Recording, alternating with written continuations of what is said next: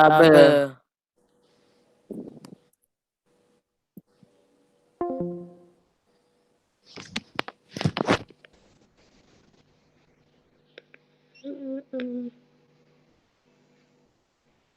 Mana ya Tosca. Udah baru aja.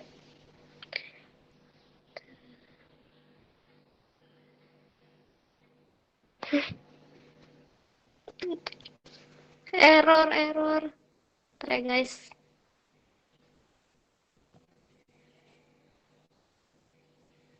Mau ditekan.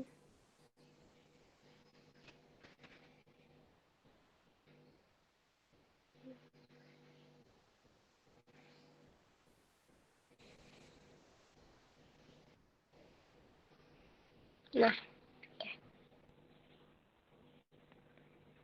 sebelum belajar, mari kita berdoa terlebih dahulu. Berdoa dimulai.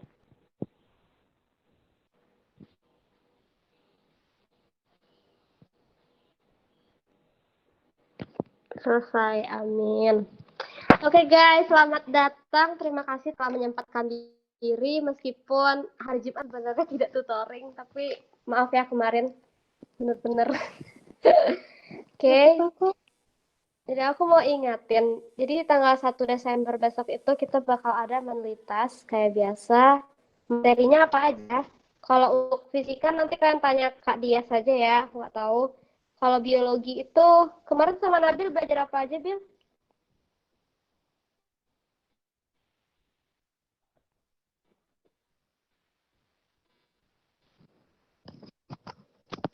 Oke. Klasifikasi gitu ada nggak? Kayak mamalia klasifikasinya.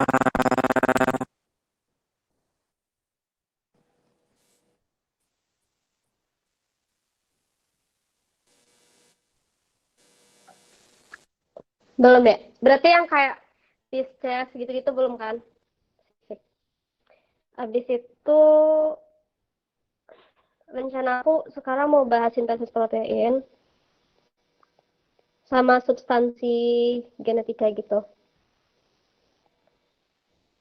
Sebenarnya agak apa sih loncat gitu ya tiba-tiba dari klasifikasi langsung ke sintesis protein. Tapi setelah aku lihat karena materi bio itu kan luas banget ya. Jadi aku minta sama kalian kalau bagian yang klasifikasi yang kayak eukariot, prokariot, terus kingdom itu kan baca aja ya kayak perbedaannya apa dihafalin. Soalnya kalau dari tutor aja kayaknya nggak cukup gitu waktunya. Terus yang kalian pelajari di rumah itu sistem-sistem kayak pencernaan, pernafasan kan banyak banget ya. Nanti kalau waktunya sempat nanti kita bakal bahas di tutoring. Jadi mungkin kali ini tutornya kita bahas materi-materi yang mungkin agak susah gitu. Kayak apa ya, sintesis protein, genetika, terus metabolisme yang gitu-gitu deh yang lumayan susah. Tapi nggak susah juga sih sebenarnya guys. Jadi ya gitu, sedikit lebih tricky aja. Oke, kita masuk ke substansi genetika. Mungkin kita bakal belajar yang molekulernya dulu ya. Kayak intro genet. Mungkin kalau hitung-hitungannya kita bakal bahas setelah IS. Jadi, mungkin kalian udah belajar sih. Materi genetika itu kan ada kromosom, terus dalamnya itu ada gen, terus ada alel, DNA, RNA. Ini kosakata yang saya gunain dalam genetika atau molekuler gitu. Asam amino sama protein. Nah, ini kepanjangannya ada deoksiribonucleic acid, ini ribonucleic acid. Bedanya kalau ini pakai sama-sama gula pentosa, tapi ini pakai L-deoksiribos. Kalau untuk strukturnya ntar kalian searching aja ya guys. Ya nggak terlalu ditanyain kalau SMP. Ini gula ribosa. Terus kalau kita kan DNA-nya kayak nada kan.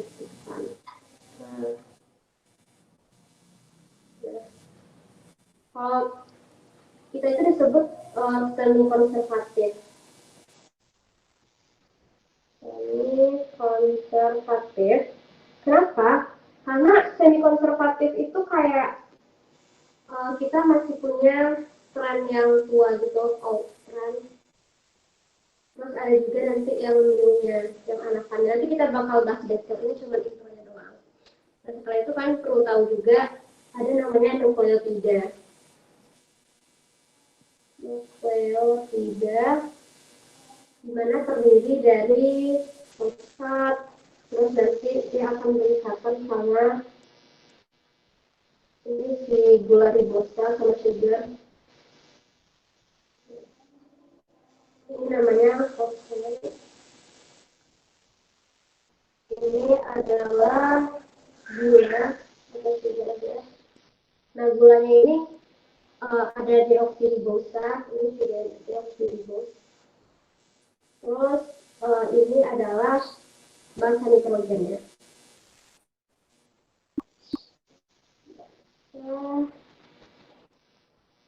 Nitrogen. Dimana kita kan tahu basa nitrogen itu ada yang adenin, timin, guanin, silosin. Ini semuanya disebut dengan basa nitrogen. Kalau yang A sama G itu kita sebut sebagai purin. T sama C pirimidin. A itu adenin, T itu timin, G guanin, C silosin. Kalau pada DNA kan pakainya timin ya kalau di DNA. Tapi kalau pada RNA kita pakainya urasil. Ini cuma apa aja ya, kayak review kalau udah baca juga kan gitu. Terus kalau pada adenin sama timin itu dia pakai ada dua ikatan. Kalau G sama C itu triple hydrogen bond. Nah, jadi G sama C ini lebih kuat ikatannya. Habis itu kita lanjut ke boleh di screenshot boleh juga. Ya. Jadi kalau kalian mau nanya, tanya aja misalnya Kak Isya nggak salah bisa diulangin, boleh aku ulangin. Atau kurang jelas, atau kalau mau screenshot boleh izin kasih dulu. Maksudnya izin itu biar aku bisa berhenti bentar gitu. Oke, kita masuk ke strukturnya. Struktur DNA.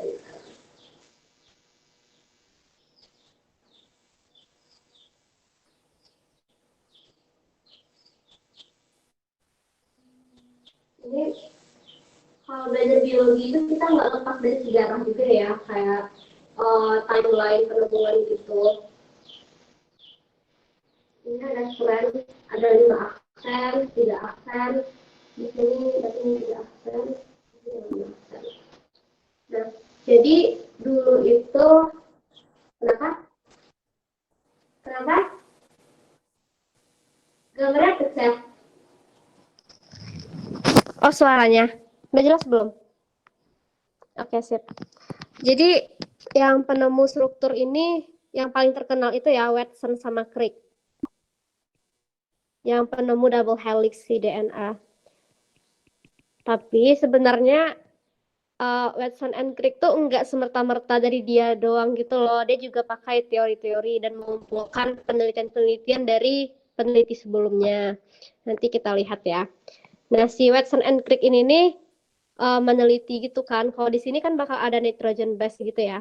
Basa nitrogen. Nanti dia bakal berikatan gitu antara adenin sama timin, terus guanin sama sitosin. Tapi si Watson sama Crick tuh bingung gimana sih cara jelasinnya, ngasih bukti ilmiah gitu kalau adenin tuh berikatan sama timin. Nah itu tuh sempat nggak tahu ya, mereka sempat lama gitu mereka kayak belum bisa ngejelasin. Terus ternyata ada nih ilmuwan cewek kece sih, namanya Rosalind Franklin. Ya jelek namanya. Sebenarnya nggak terlalu penting sih, tapi ini cuma cerita aja. Rosalind Franklin. Jadi siapa dia? Dia adalah ilmuwan yang menemukan jarak si DNA ini. Dia pakai X-ray gitu sih. Nanti dia lihat kayak gambar apa gitu. Nanti kalian bisa lihat di internet gimana gambar penelitian si Rosalind ini. Dia tahu kalau jarak di sini tuh sekitar 2 nanometer ya kalau nggak salah. Terus dia juga tahu jarak dari sini ke sini. Itu sekitar 3,4. Kan nggak perlu hafal ya guys ininya. Terus kurang lebih sebanyak 10 base pair dari sini ke sini. Nah, dia juga mengetahui jarak antara satu basa nitrogen sama basa nitrogen lainnya itu sekitar 0,3 nanometer gitu. Terus aku nggak tahu spesifik gimana eksperimennya. Terus Watson and Crick ini dapat anugerah gitu dari Rosalind Franklin. Oh, dengan kita tahu jarak-jarak ini, kita tahu bisa membuktiin dong kalau A itu emang pasangan sama T, alasan lebih akuratnya gitu kan. Jadi ini kan ada pasangan nih. Si Watson and Crick itu kan pertama dicobanya tuh, coba kita pasangin purin dan purin. Ternyata dia tuh lebih dari 2 nanometer, lebih dari 2 nanometer. Ya nggak cukup dong, dia harus 2 nanometer karena jarak di sini tuh 2 nanometer. Terus dipasangin lagi tuh pirimidin sama pirimidin. Ternyata lebih kecil dari 2 nanometer. Ya, nggak bisa dong. Terus didapat kesimpulan ketika purimidin dipasangin sama pirimidin, purin, salah. Ketika purin dipasangin dengan pirimidin ternyata pas dong 2 nanometer. Nah, disitulah kesimpulan bahwa A itu berpasangan dengan T, G berpasangan dengan C. Di mana A dan G itu adalah purin, T sama C adalah pirimidin. Gitu guys. Jadi enggak teori gitu berdasarkan eksperimen juga dilihat di observasi. Terus habis itu kita kan tahu tuh kromosom manusia itu ada 46 ya. 46 kromosom juga. Ada yang autosom, ada juga yang gonosom. Kalau autosom itu kromosom tubuh, gonosom itu kromosom yang kelamin. Nah, oke, baru kita masuk ke sintesis protein ya. Sintesis protein. Jadi protein tuh sangat vital dalam tubuh kita, kayak sangat dibutuhkan. Misalnya untuk pembuatan apa deh, pokoknya semuanya butuh protein. Pembentukan. Coba deh, siapa yang mau sebutin fungsi protein apa aja di dalam tubuh kita?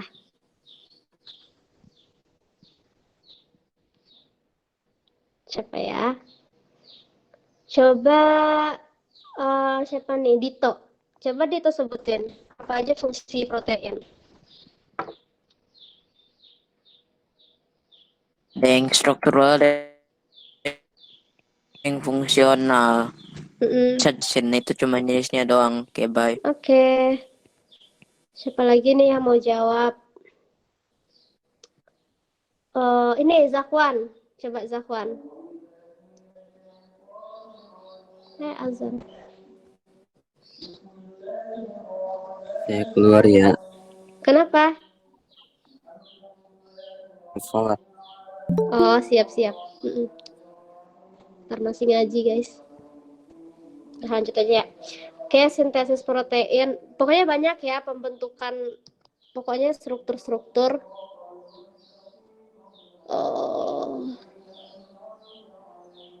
Terus sintesis protein ini kita bisa bagi dua prosesnya. Ada transkripsi, ada translasi. Transkripsi itu kayak kita tuh bikin transkrip gitu loh guys, kayak bikin template kayak gitu. Nah, tadi kan aku udah bikin untayannya tuh yang gini.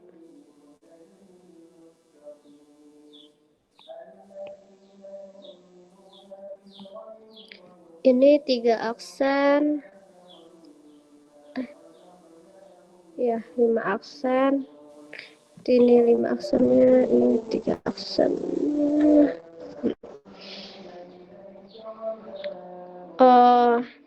Ini kurang, saya harusnya ke bawah dulu, bentar.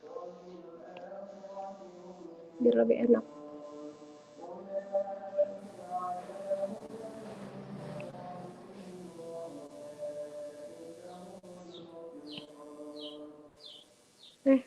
3 aksen. Jadi ini kita bisa bilang template, di atasnya sebagai template, yang ini nih sebagai non template. Maksudnya gimana, Kak? Maksudnya bingung jelasinnya. Jadi gini aja deh, nggak perlu itu. Oke. Jadi pertama itu kita butuh DNA untuk membentuk mRNA. Jadi intinya itu ya di transkripsi. Transkripsi itu intinya DNA diubah jadi mRNA, kayak di copy gitu, disalin sama mRNA. Jadi bisa kita bilang mRNA tuh kayak salinan atau copy dari DNA. Jadi transkripsi itu emang kata lainnya mengcopy gitu. Maksudnya gimana? Oke, kita coba lagi gambar kayak gini.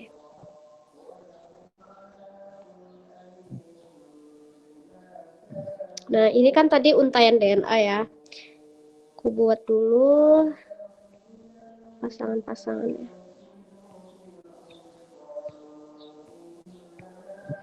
Misalnya T.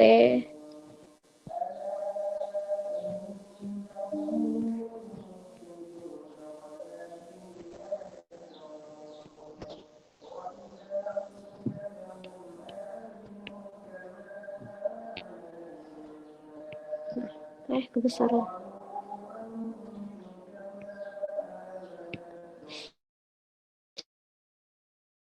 Oke. Ini yang 5 aksen ini template tas. Yang di bawah itu sebagai non template.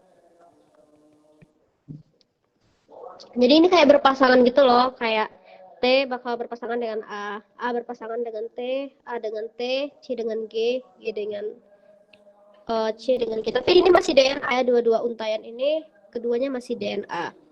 Kemudian ada beberapa tahap dalam proses transkripsi. Translasinya nanti aja ya. Jadi tahap pertama itu namanya inisiasi.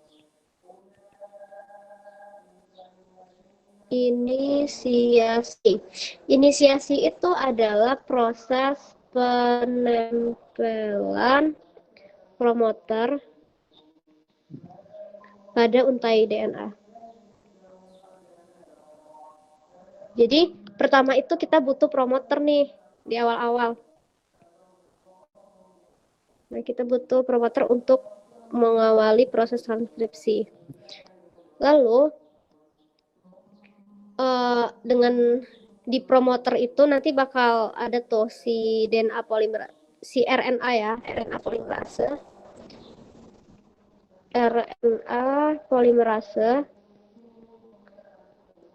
Ini kayak apa ya, enzim gitu kalau nggak salah, RNA polimerase untuk mengawali transkripsi juga. Ini kayak siap-siap gitu, persiapan untuk transkripsi. Setelah itu proses kedua adalah elongasi. Elongasi adalah pemanjangan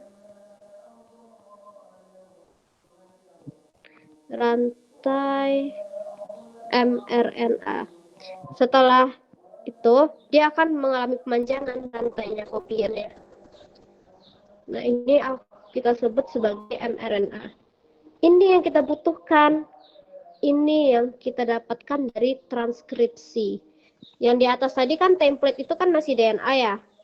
Kan tadi kita tahu kan kalau fungsi si transkripsi adalah mengubah DNA menjadi mRNA. Terus nanti bakal dipasangin lagi nih. A temannya apa tadi? A temannya T. Warna lain ya. A temannya T. Kok T sih? Salah guys. Kalau di mRNA itu tuh nggak ada T, adanya U. Jadi kalau di DNA kan adanya T. Kalau di RNA apapun itu, mRNA, tRNA berubah jadi U. Ini berubah jadi U, ini jadi U, ini jadi G, ini jadi G. Nah, kalau kita lihat mRNA itu mirip nggak sih sama non-template? Ya kan, ini kalau mRNA-nya G, di bawah juga G sama G, kecuali U. Kalau di atasnya U, dia di bawahnya jadi T. Jadi dengan kata lain kita sebut mRNA itu kayak codon gitu. Jadi kalau di sintesis protein tuh mungkin kita sering dengan kata-kata codon. Apa itu codon? Itu tuh si mRNA.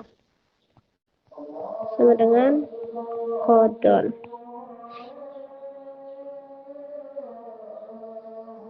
Bentar ya guys, lagi azan. Bentar. Tunggu selesai azan bentar ya.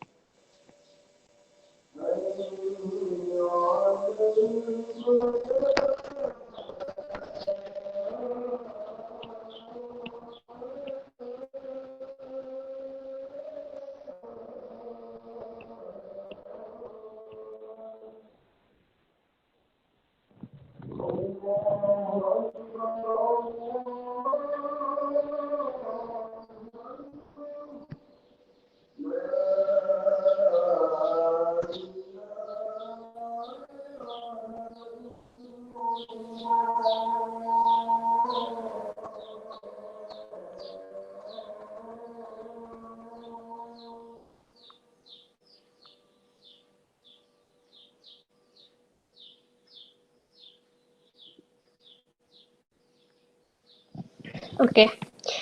Oke, tadi tahapnya aku review dulu. Pertama, inisiasi. Itu kayak mengawali, elongasi, diperpanjang. Apanya yang diperpanjang? Tadi yang kodon-kodonnya mRNA-nya diperpanjang. Terus yang terakhir itu ada terminasi. Dari katanya aja kita tahu kan, terminal. Terminal tuh kayak akhir gitu lah pokoknya. Jadi fungsi terminasi ini adalah untuk kayak mengakhiri gitu. Mengakhiri proses transkripsi. Jadi secara simpelnya aku bikin gini, di sini ada promotor untuk di awal. Ini untuk mulai. Di akhir itu ada yang namanya terminator. Untuk selesai. Nah, jadi prosesnya itu nanti bakal elongasinya di sini nanti diperpanjang. Nah, di sini elongasinya. Gitu guys. Jadi kesimpulannya,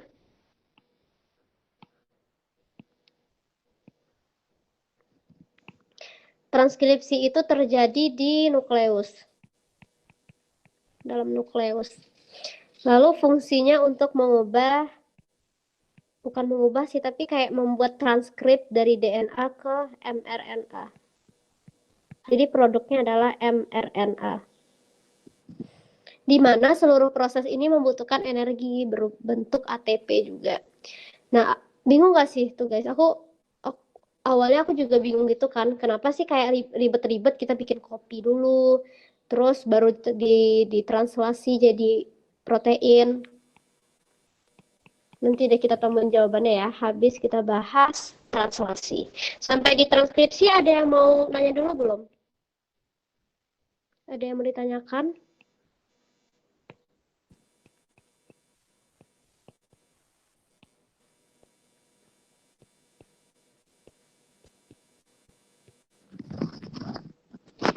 Gimana Bill? Ada yang mau ditambahkan nggak Bill?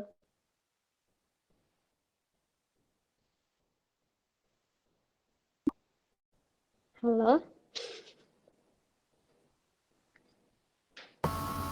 Ya kak, Ada yang mau ditambahkan nggak Bill? kayaknya enggak. Oke. Yang lain ada yang mau nanya nggak? Kalau nanya nggak apa-apa silakan, sok aja. Oke deh. Ini baru transkripsi ya. Sekarang kita bahas belum. Ini transkripsi masih awal. Kita masih ada yang namanya modifikasi pasca transkripsi.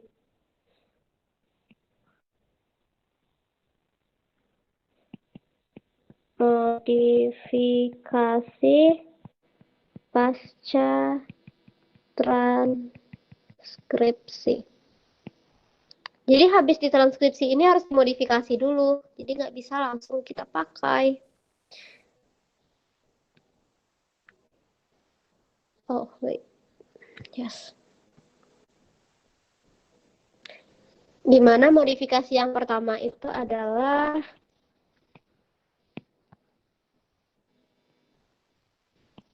penambahan 5 cap dan bacanya 5 cap dan polyA-tail. Maksudnya apa nih? Tadi kan kita udah dapat ya mRNA yang kayak gini. Lysosome. Iya, ada nanti ada spliceosome-nya nanti, benar. Tapi yang itu proses kedua ya, gitu. Sekarang kita baru yang penambahan 5 caps polyA-tail. Jadi si mRNA ini kita kan gimana ya tadi mau nih. Di sini misalnya nukleus ya, nukleus. Terus di sini ada DNA gitu kan. Terus kan kita ubah nih jadi mRNA. Nah, nanti itu mRNA ini bakal keluar gitu, ada pori-pori gitu kan di nukleus. mRNA itu akan keluar. Di sini nama tempatnya adalah sitoplasma. Kalau proses transkripsi ada di nukleus, translasi itu ada di sitoplasma.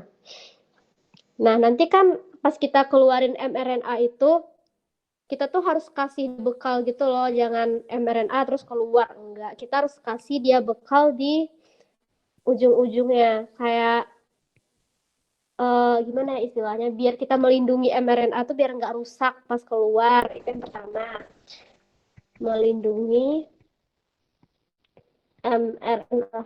Terus yang kedua itu kayak ngasih alamat gitu. Jadi kayak DNA itu ngasih alamat, wahai mRNA, kamu nanti haltenya di sitoplasma ya, jangan nyasar kemana-mana, nanti kamu bakal ketemu ribosom katanya. Oke, kata si mRNA. Dimana pesannya itu diletakin di ujung-ujung ini. Jadi biar dia nggak salah alamat. Makanya kita butuh yang namanya 5 cap dan polyA-tail untuk melindungi dan juga memberikan alamat.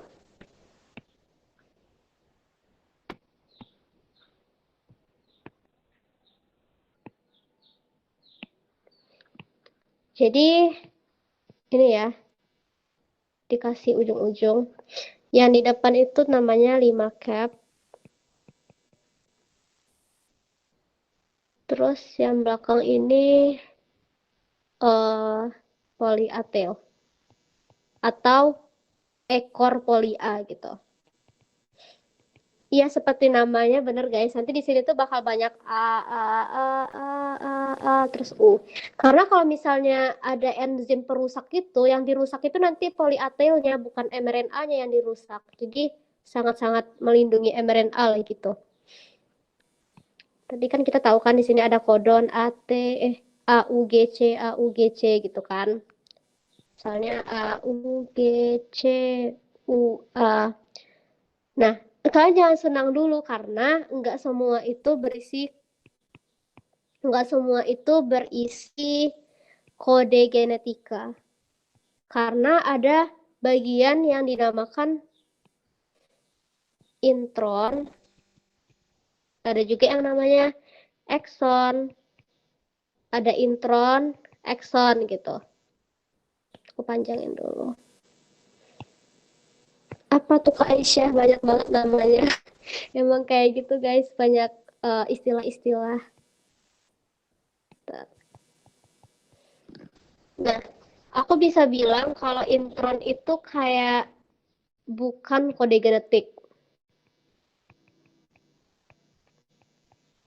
Berarti kita bisa bilang nggak usah ditranslasi gitu kan, karena nggak terlalu berguna. Tapi sebenarnya berguna sih. Tapi nggak digunain untuk bagian pewarisan sifat. Ekson ini yang kita butuhkan. Nah, oleh karena itu, pada eukariot, kita butuh menghilangkan intron. Jadi nanti intron ini harus dieliminasi ya, dihilangin. Bagaimana cara menghilanginnya? Menghilanginnya itu benar kata si Dito ya tadi kalau nggak salah, kita butuh yang namanya splicing. Nah, jadi splicing itu berfungsi untuk menghilangkan intron. Jadi yang kita ambil cuman ekson aja. Dengan bantuan spliceosome.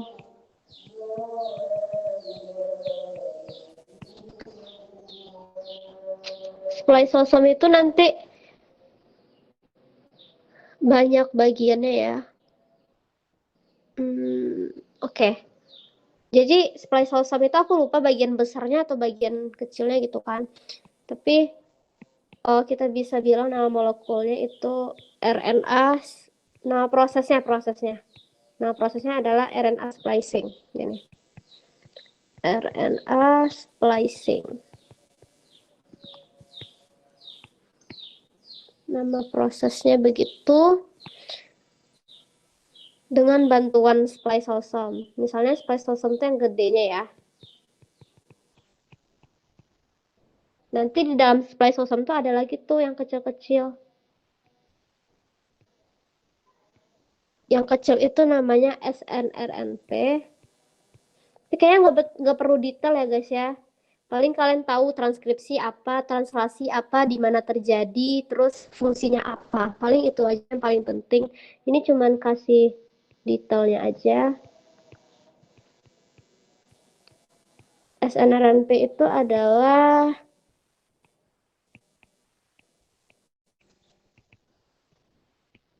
small nuclear ribonucleoprotein.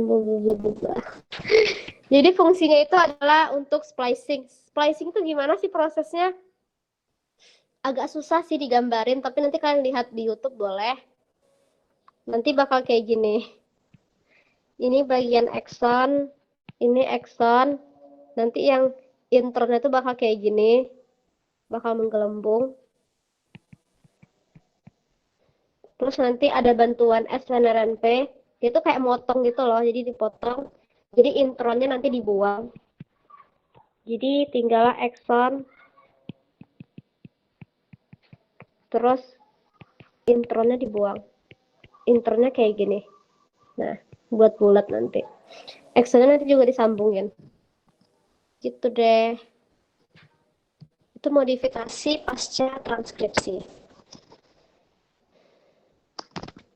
Oke, habis itu perlu kalian ketahui juga ya, exon itu sebenarnya dikit banget. Jadi yang banyak itu di dalam untaian DNA itu adalah intron. Intronnya banyak banget sih.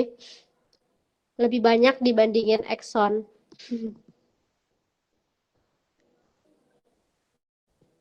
Oke, ada yang mau ditanyain dulu nggak?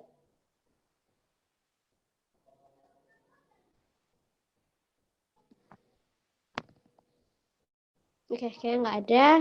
Kita lanjut ke intro translasi. Intro dulu.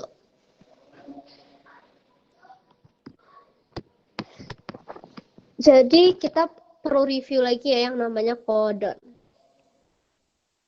Apa itu codon? Codon itu nama lain dari kode genetik.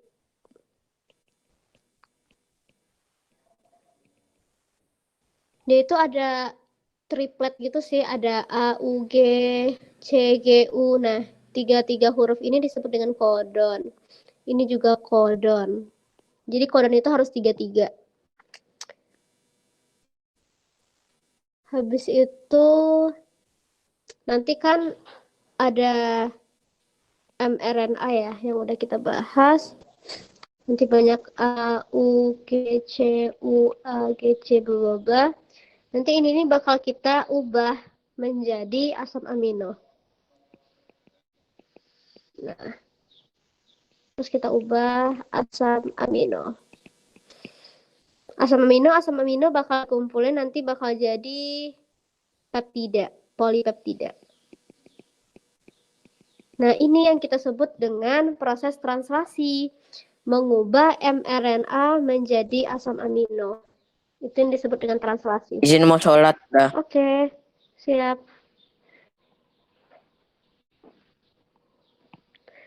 Jadi asam amino kita itu sebenarnya ada 20 jenis.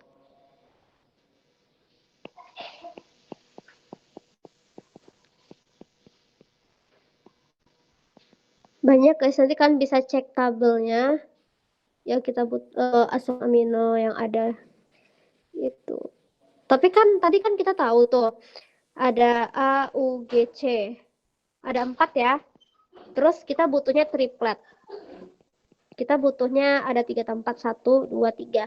Nanti kalau dihitung-hitung itu kemungkinannya ada 64 jenis. Ada 64 jenis codon. Sedangkan jumlah asam amino cuma ada 20. 20 jenis asam amino. Kok bisa gitu? Karena agak beda ya, ada 64 jenis codon tapi asam amino cuma 20 jenis. Berarti ada beberapa codon yang bisa menghasilkan asam amino yang sama. Itu nama, aku lupa namanya apa, kalau nggak salah itu namanya codon usage bias. Ya nggak sih, lupa. Jadi ada 4 macam codon. Misalnya ya. Bener. Ada 4 macam codon yang bisa menghasilkan 1 asam amino. Nah, misalnya nih ada A, C, G, A, C, U, C, C, G. Itu tuh sama-sama menghasilkan treonin misalnya. Nah, gitu. Jadi yang berbeda itu bisa di sini atau sini, sini atau sini gitu. Gitu guys. Kalau nggak salah aku punya gambar codon usage. Jadi kebetulan aku tuh kelas 12 lagi belajar protein sintesis tapi nggak terlalu dalam gitu di pelajaran kelas 12. Jadi kalian sangat beruntung sih. Udah kelas 7, kelas 8 pelajarannya kelas 12. Mana ya? Nih, jadi PR aku tuh kayak ini dikasih DNA. Terus nanti kita bikin mRNA-nya apa. Berarti kita pasang-pasangin aja lah ya. Terus nanti cari tRNA. Oke, nanti kita bahas tRNA itu apa. Hilang. Astaga. Kok gini?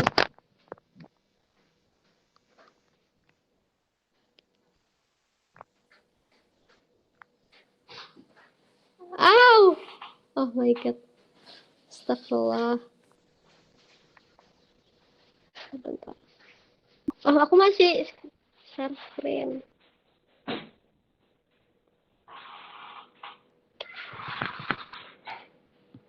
Bentar. Aku mau kasih tunjuk kode message. Bias itu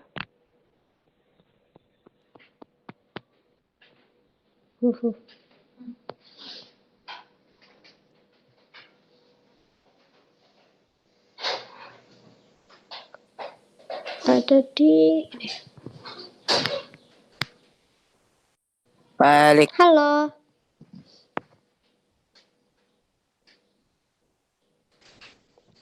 Nih, gini. Jadi nanti itu guys ada mau ACG, mau ACG, mau ACA, mau ACC, ataupun ACU. Itu tuh sama-sama menghasilkan treonin misalnya. Nah, itulah kenapa meskipun kita ada 64 jenis kodon, tapi cuman menghasilkan 20 asam amino. Nih, contoh asam aminonya ya ada 20, kan bisa hitung sendiri. Gitu.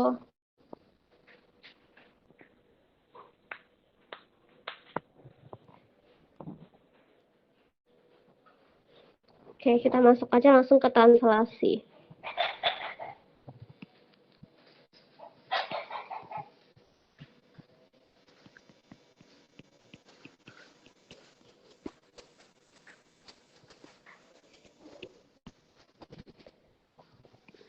Itu untuk mengubah mRNA menjadi asam amino dengan bantuan ribosom dan tRNA. Jadi nama lainnya adalah translate. Mentranslate mRNA menjadi asam amino. Jadi nanti itu kan kita punya tuh untaian mRNA tadi dari 5 aksen ke 3 aksen. Banyak ada A, U, G, gitu-gitu. Nanti itu ada yang namanya ribosom. Ada ribosomnya gede gitu. Ada ribosom yang bagian besar, terus ada ribosom yang kecil, subunit besar sama subunit kecil. Yang besar ini namanya ribosom subunit besar.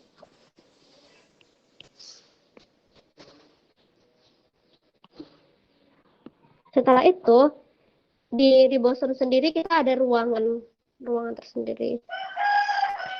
Ini bagian E, bagian P, bagian A. E itu untuk exit, jadi untuk keluar. P itu peptidil, A itu amino asil. Oke, nggak perlu detail ya guys.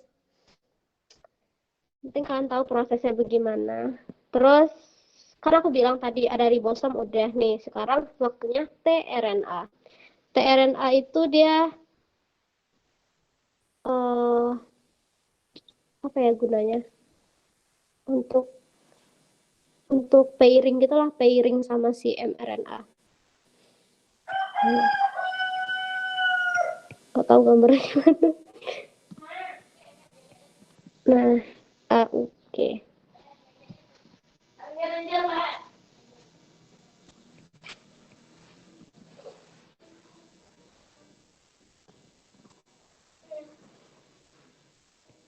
Nah, tapi si tRNA itu dia akan membawakan kode-kode untuk kode-kode yang sama dengan mRNA. Nanti dia bakal pairing gitu kalau sama.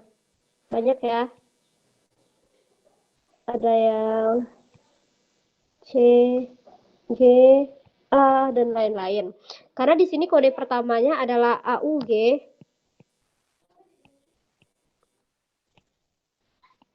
Ada A, U, G, maka dia cocok sama ini. U, A, C. Oleh karena itu nanti dia bakal nempel gitu tRNA-nya ke sini. Nah, bakal nempel. Nanti setelah dia nempel, akan dihasilkan asam amino. Asam aminonya bakal diletakin di sini nanti, di kepalanya. Di sini. Nah, gitu seterusnya sampai tRNA-nya masuk lagi, terus tRNA-nya bakal keluar gitu-gitu. Nanti kita akan mendapatkan banyak banget jenis-jenis asam amino di sini. Jadi dalam bentuk rantai-rantai gitu dia.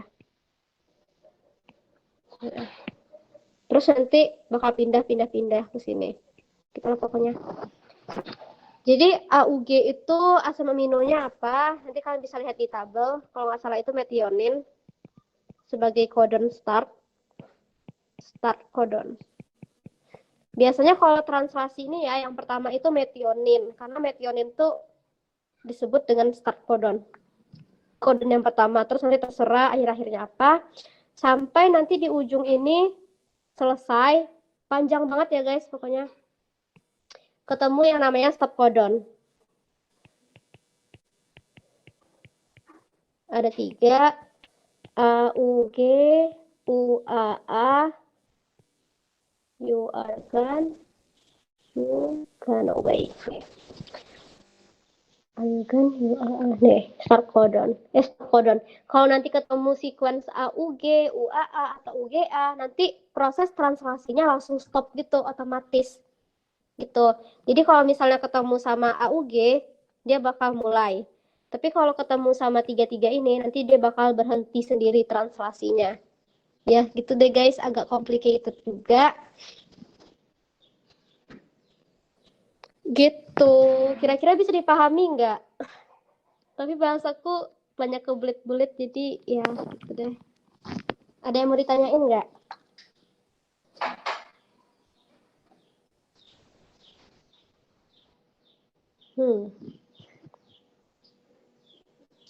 Oke.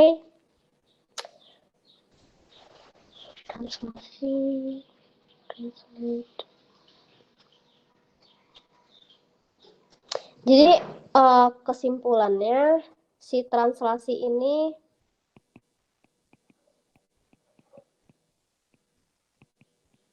terjadi di sitoplasma untuk mengubah mRNA menjadi asam amino. Baru nanti jadi polipeptida. Nggak usah deh, sampai amino acid aja. Gitu.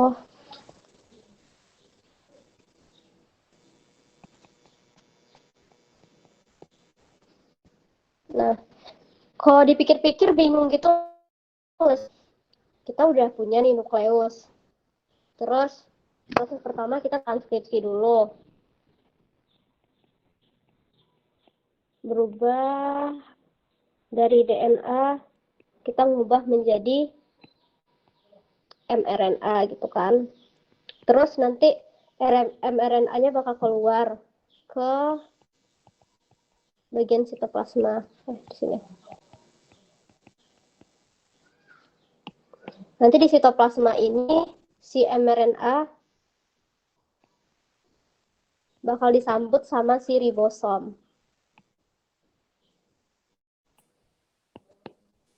Nih, subunit besar, subunit kecil. Terus nanti banyak kode-kode. Setelah itu dia akan menarik banyak jenis-jenis tRNA.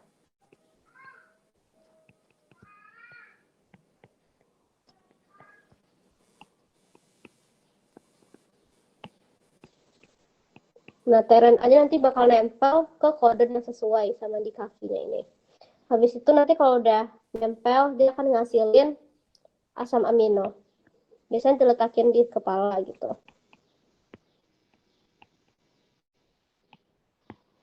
Nah, gitu prosesnya. Jadi pertama kita bikin kopi dulu dalam bentuk mRNA, terus nanti mRNA-nya akan ditranslate ke asam amino. Jadi singkatnya seperti itu.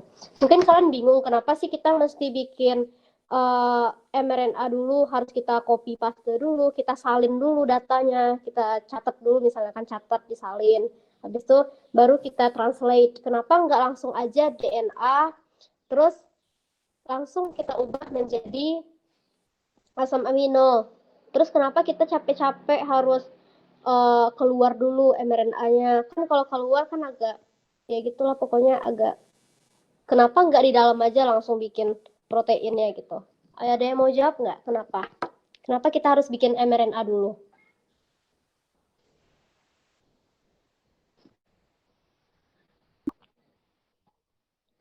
Kenapa?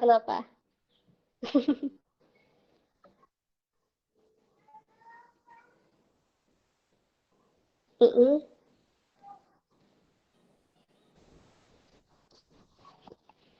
Kenapa mRNA ada dua?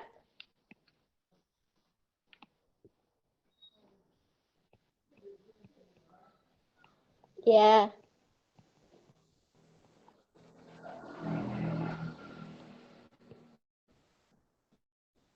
Mm-mm.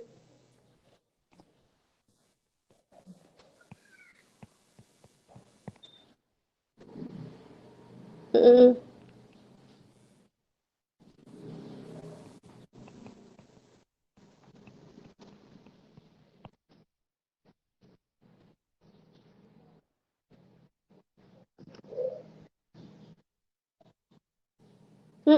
Benar. Nah, itu tadi. Kita fungsinya splicing tadi ya. Di sini. Terus kenapa B lagi? Apa lagi alasannya? Itu aja atau ada alasan lain?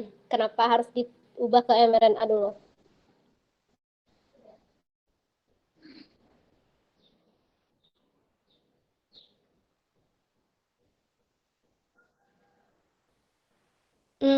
Ribosom ada tahu di dalam nukleus. Ada, malah pembikinnya kan di nukleosom. Nukleolus. Ini kan nukleus nih, yang gede.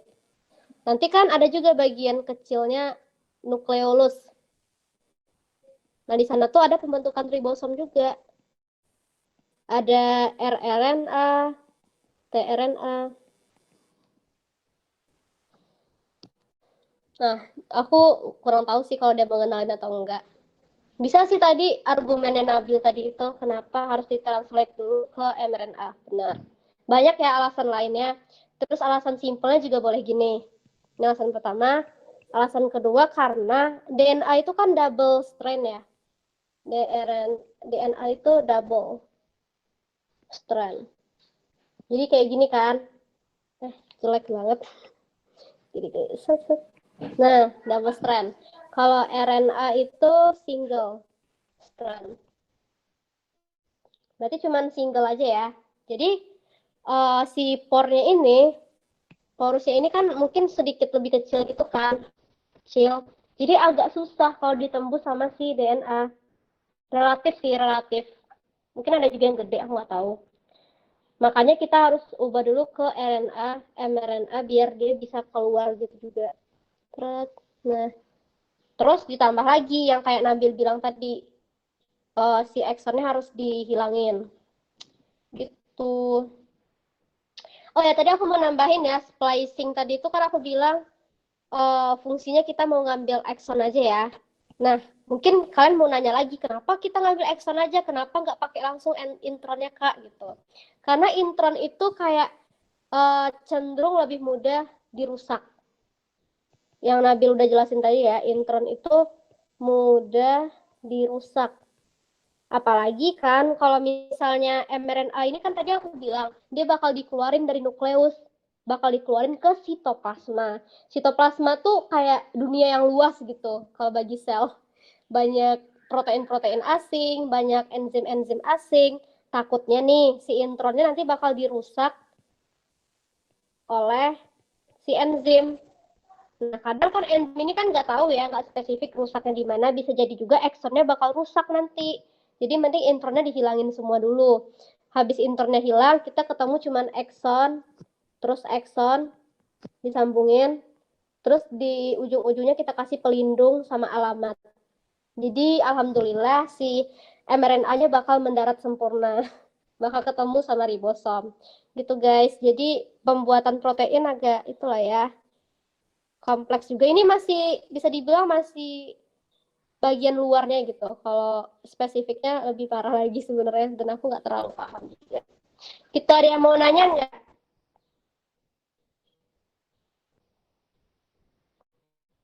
Ada yang mau ditanyakan?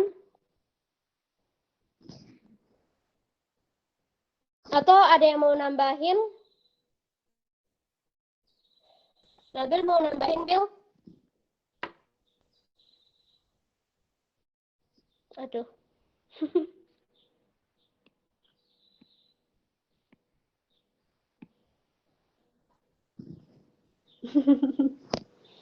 Kenapa kalian nggak mau nanya? Karena jangan malu lah, pokoknya santuy aja lah. Anggap aja kita tuh kayak ya sama aja, jangan nganggap kakak kelas terus segan nanya. Enggak, jangan. Kita anggap aja sama semuanya. Terus, atau kalian udah paham makanya nggak nanya lagi, atau kalian bingung tapi takut bertanya, atau kalian bingung tapi mager bertanya. Banyak kemungkinan ya, tapi kata aku nggak apa-apa, ngomong aja guys. Atau mau ngomong apa kek ya, nggak ada hubungan sama pelajaran kita juga boleh, San. Apakah wah, mm-mm.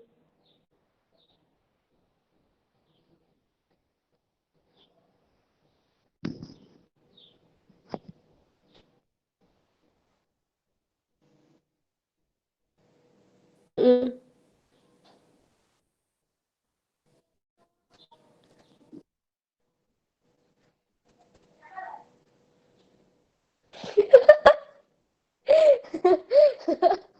Gimana kita tahu kita pakai kode yang mana untuk memproduksi asam amino itu? Hmm, aku lihat ya kode usage-nya.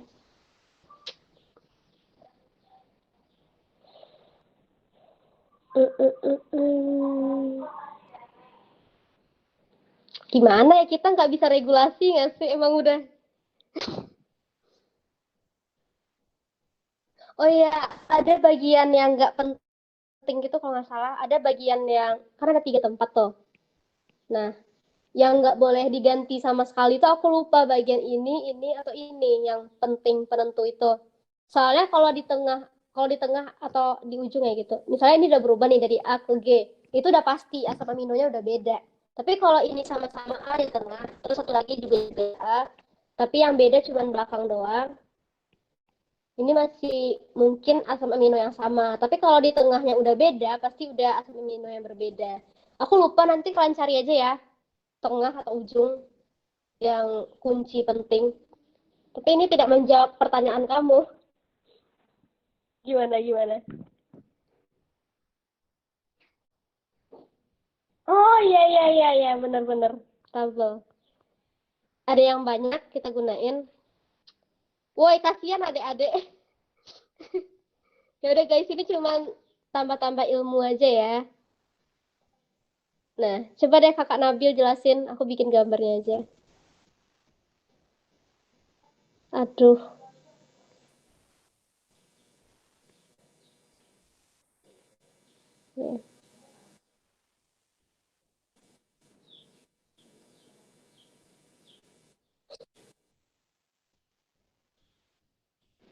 Mm-mm. Mm.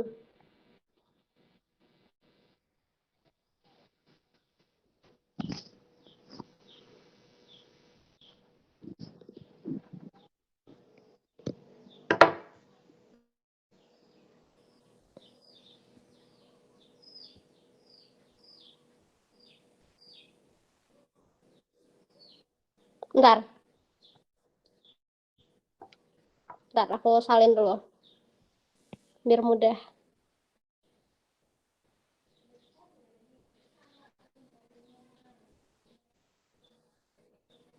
Nah, kenapa?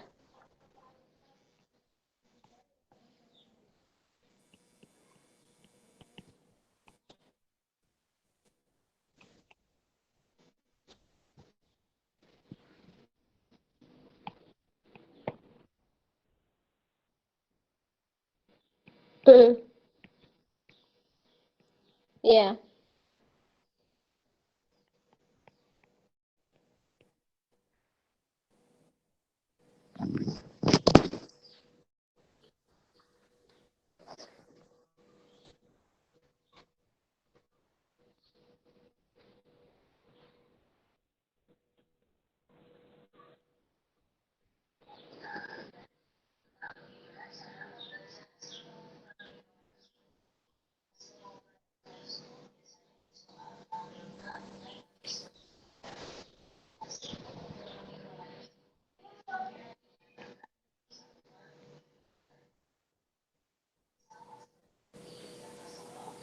Mm-mm.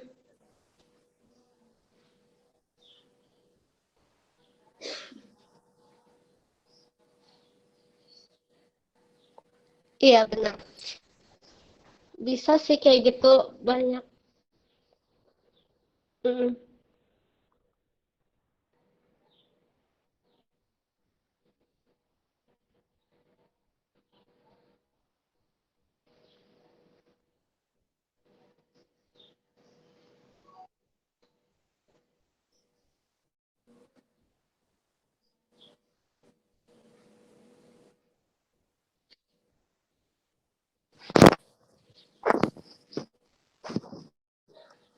Karena codon usage di tanaman belum tentu sama codon usage bias di human.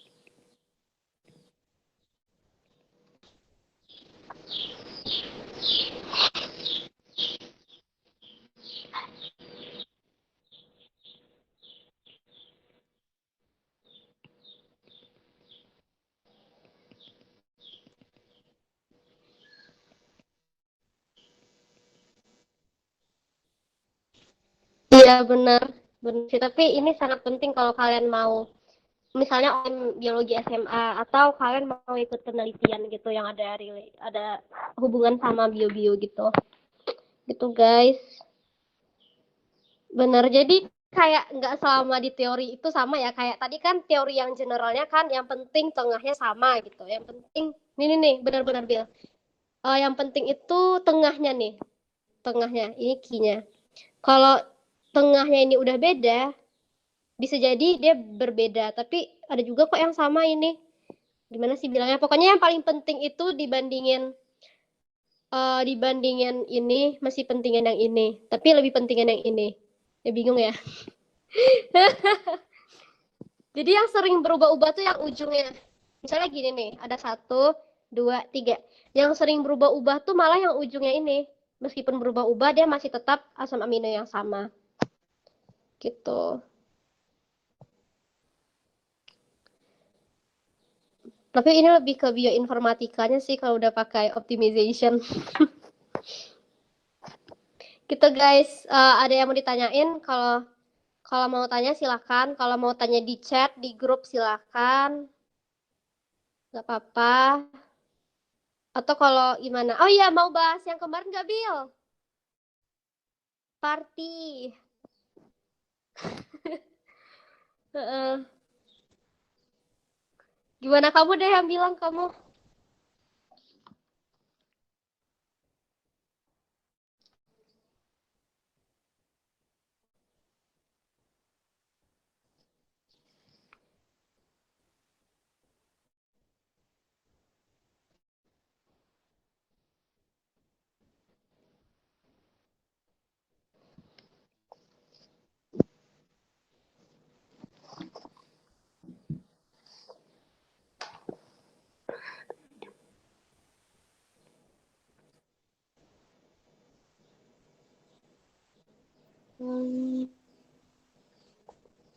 Ujian nggak sih, Bil, Sabtu depan?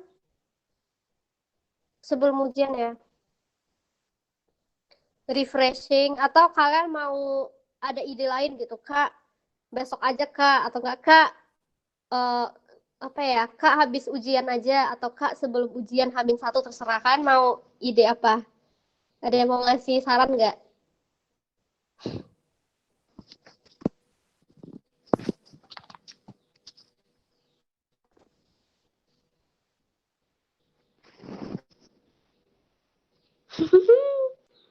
Ada apa gerangan?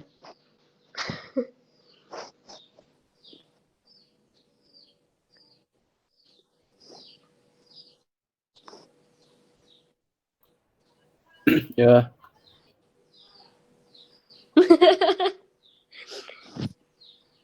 Mm-mm. Ini siapa sih kemarin si Zakwan nih yang waktu itu pengen main Among Us bareng nih. Mana suaranya Zakwan? Oh, dia pergi ya tadi. Kenapa? Udah materinya udah pada mau istirahat ya adik-adik. Kayak udah capek. Oh, mic-nya rusak. Pantesan nggak ada suaranya. Oh iya, Deng. Pecah-pecah. Ya udah nanti kita diskusin aja ya mengenai partinya kapan. Kalau di KB kita bisa. Mm-mm. Ya, matiin aja.